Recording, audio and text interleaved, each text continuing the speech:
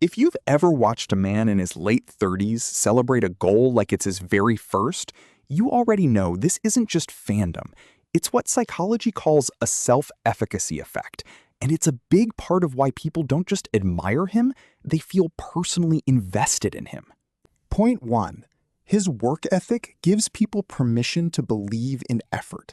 He's talked about openly for training harder than teammates half his age, long after fame made that unnecessary. This taps into what psychologists call vicarious self-efficacy. Watching someone else's discipline pay off measurably increases your own belief that effort works.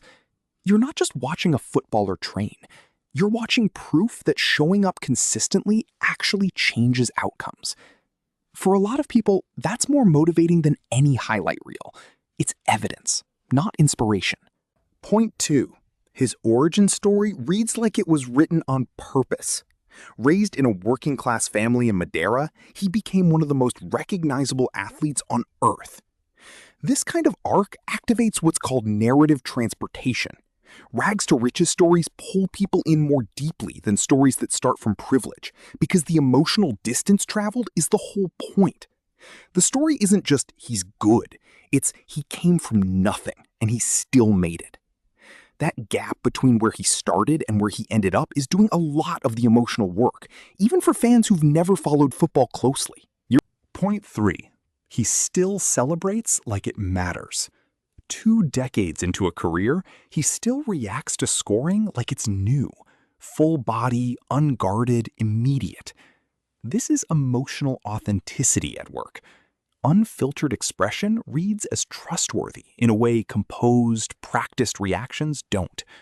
Fans don't just watch the goal, they watch the reaction to the goal.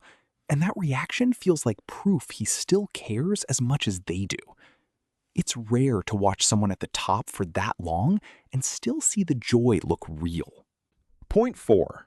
The rivalry makes loving him a form of identity. For over a decade, being a Ronaldo fan has meant implicitly not being a Messi fan, and vice versa. This is social identity theory in action. People don't just support a player, they adopt a side. And that side becomes part of how they see themselves in relation to other fans. Defending him in an argument isn't really about football anymore. It's about defending a position you've already made part of your identity. That's why these debates get so heated. It was never really just about who's better. Point 5. His discipline at nearly 40 is proof that limits are negotiable. Playing at an elite level well past the age most athletes retire isn't just impressive. For a lot of fans, it's personal. Watching someone visibly defy an expected decline creates what's called a vicarious mastery experience. Your own beliefs about what's possible at a certain age quietly shift, even though nothing in your own life changed. People aren't just watching him play. They're recalibrating what they think their own ceiling is. That's a heavier thing to carry than he's a good athlete.